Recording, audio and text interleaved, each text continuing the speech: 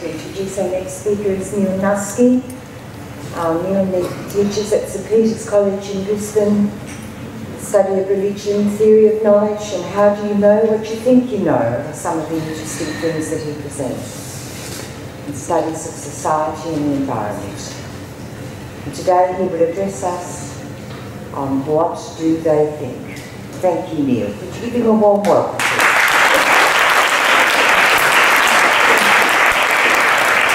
I apologise for my voice, although my students might say it always sounds like this, but I've had the flu. Thank you, Peter. Peter asked me to speak on the topic of the what do they think of the contemporary minds, so we're going to follow the PowerPoint there. I've taught study of religion at St Peter's for 20 years in a classroom, and this has been at a year level and year 12 subject. It contributes to the university entrance scores of students, so the main accent of that study subject is on critical thinking and how to understand and appreciate the diversity amongst world religions.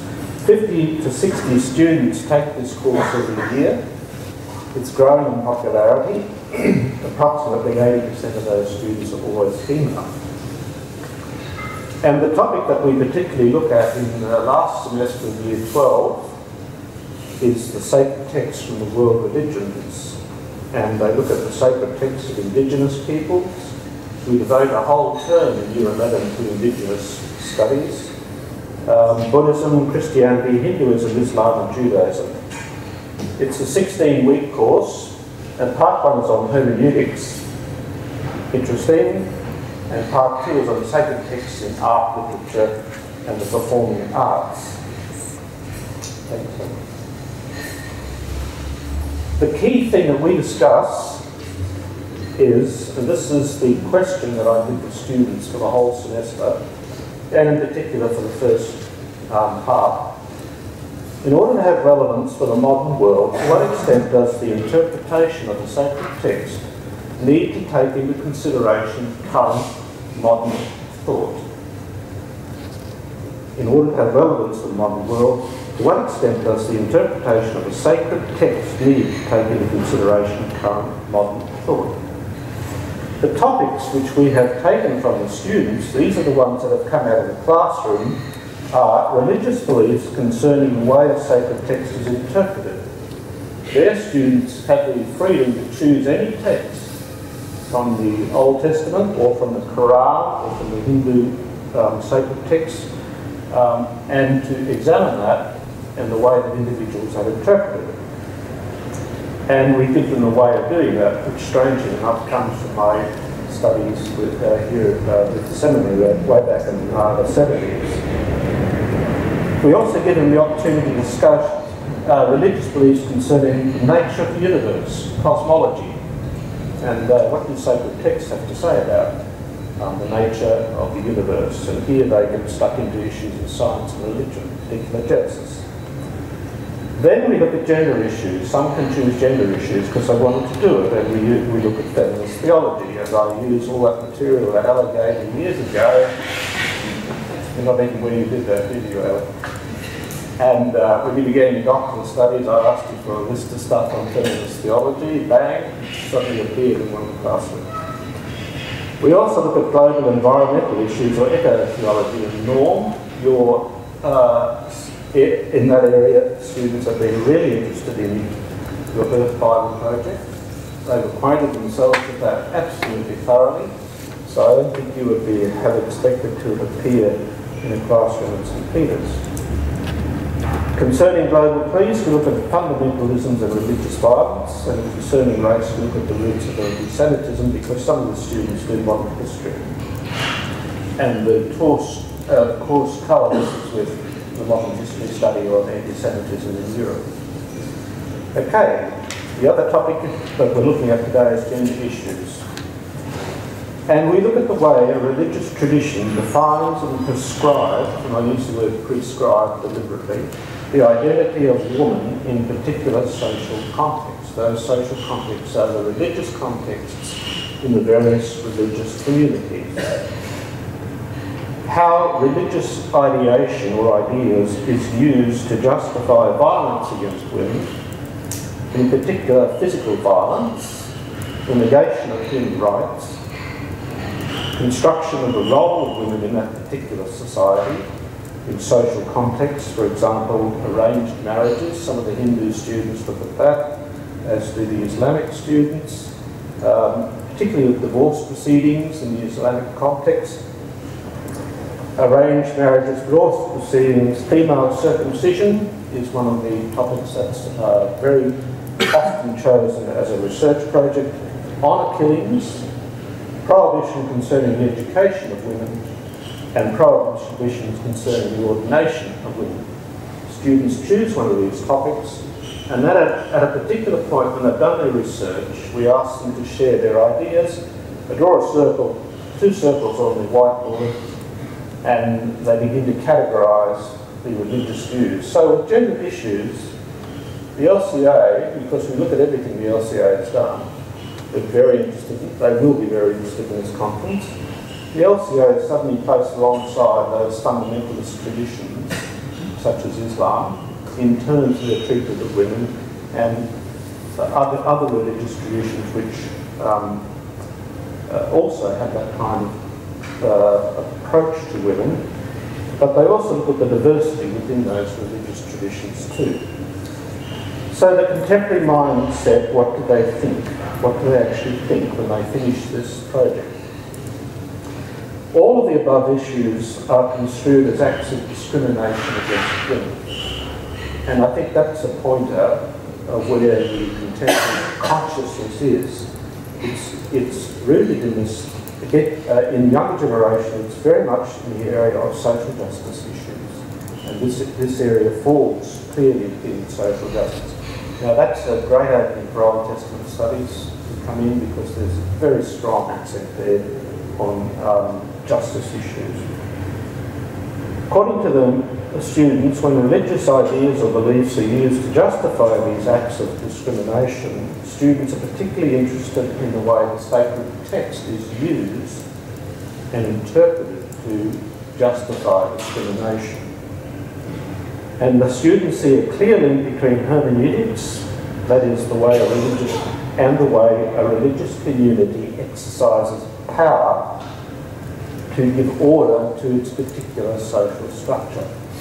Now, the exercise of power can be in terms of silencing discussions or the marginalisation of women from various contexts in which those discussions are held. And that raises a question, an important question about what is religion and what is culture, and how do you distinguish. In theocracies, for example, that's very difficult to do because religion completely shapes culture. But what ways can we possibly distinguish between culture and religion? And I notice that the general appeal to culture and cultural conditioning as a reason to dismiss the relevance of a passage from the Bible appears in this list of appendices from the church. And it's just missed the point. Because this is where the modern generation are thinking, what is culture? What is religion? How does it inform and how does it shape the way that it's been written and interpreted? For the ordination of women, communities which forbid the ordination of women are understood to interpret sacred texts in ways that support discrimination and injustice by negating women and by marginalising women. That's one of the conclusions that I've drawn after teaching this thing for 20 years.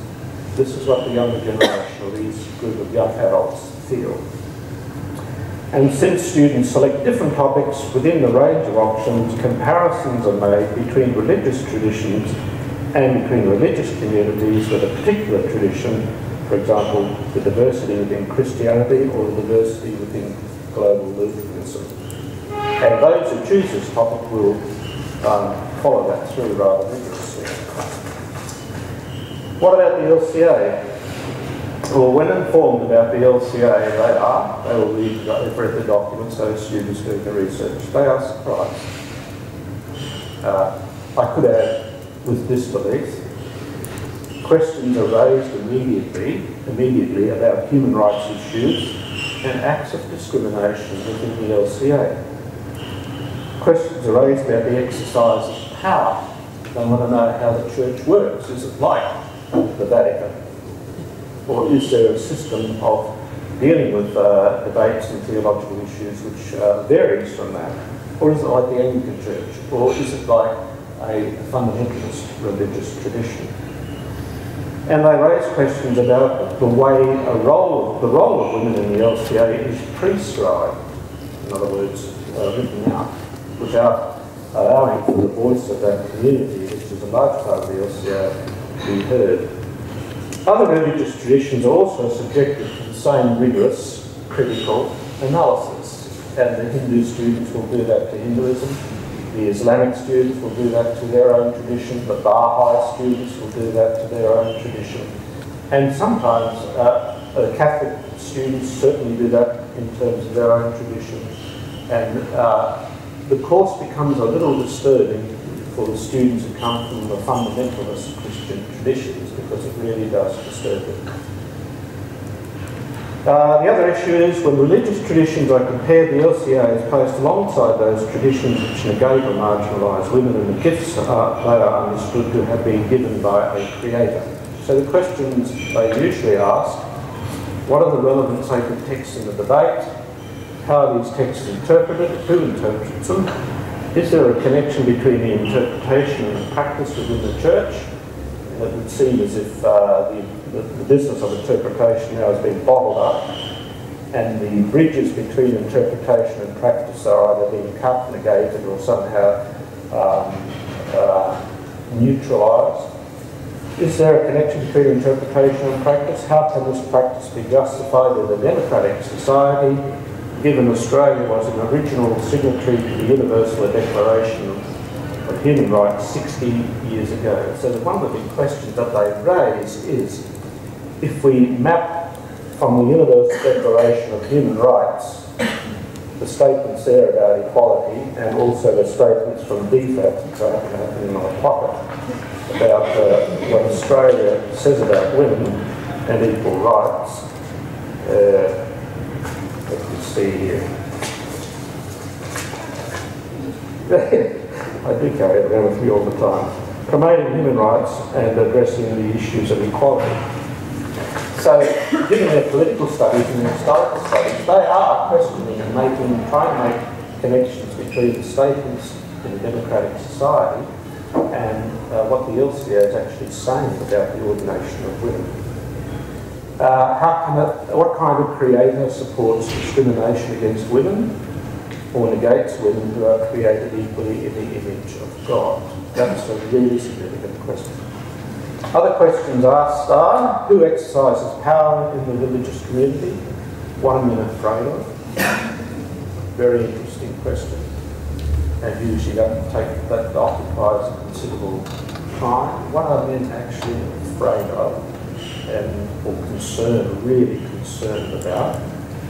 Are there diverse views in the LCA? If so, how do the other views interpret the same sacred texts? And here's the big one: what is religion and what is culture? And students will go ahead and read the CTICR statements and the packages there given. The outcome is that students present their research and analysis of the topic in the form of a 1,200 to 1,500 word research paper, which is properly sourced from bibliography.